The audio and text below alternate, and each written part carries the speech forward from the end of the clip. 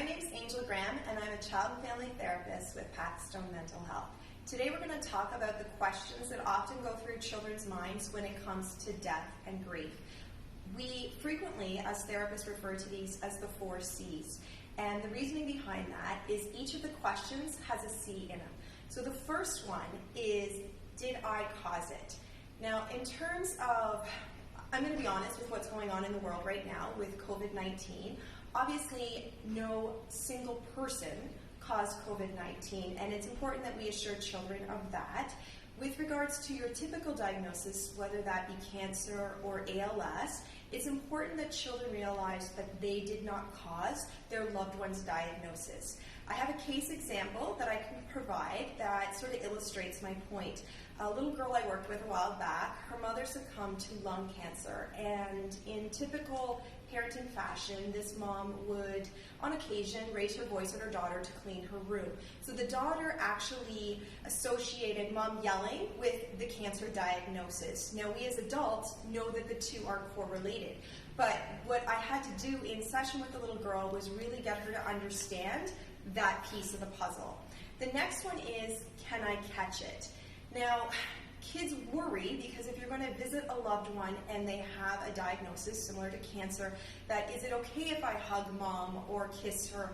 Can I catch the diagnosis? Obviously, with cancer, ALS, leukemia, those other diagnoses, they are not transferable. But due to the unprecedented times that we're currently in right now, it's important that children are aware that they have to abide by certain rules, whether that's wear a face mask, etc., due to the presence of COVID-19.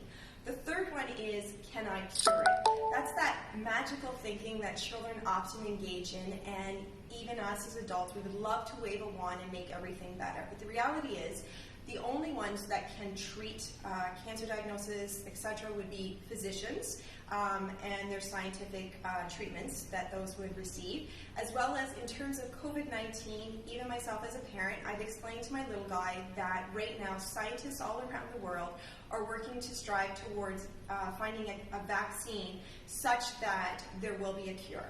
The other one that kids really always think of, especially if one parent succumbs to a disease, is who is going to take care of me. That is their biggest fear, is they worry something's going to happen to their other caregiver, but also it's that egocentrism, who's going to take care of me in mom's or dad's absence. So it's important that we as caregivers reassure children that there will always be someone to take care of them. Even if, say, a parent just goes in the hospital, they need to know that someone's going to be there to watch them. And it's important that we tell them who that person is. There's now actually a 5th C, and I do feel it's important that I share that with you. And the 5th one is, how do we stay connected, especially during times that we're presently in. We now know that you can stay connected to loved ones through FaceTime, social media, Zoom, etc. So even when our loved ones are in the hospitals, it's important that we're staying socially connected with them. And in terms of when a loved one passes away, kids, as well as us adults, can still keep a connection with that person. And for kids, you want to keep talking about the person. You can do memory boxes, scrapbooks, etc. Okay, I want to end this. If you have any more questions, please know that we do have lots of available therapists here at our agency that are willing to help out. We also have a 24/7 crisis and support line that you can call at any time, 1-800-263-4944. Thank you, and be well and stay safe.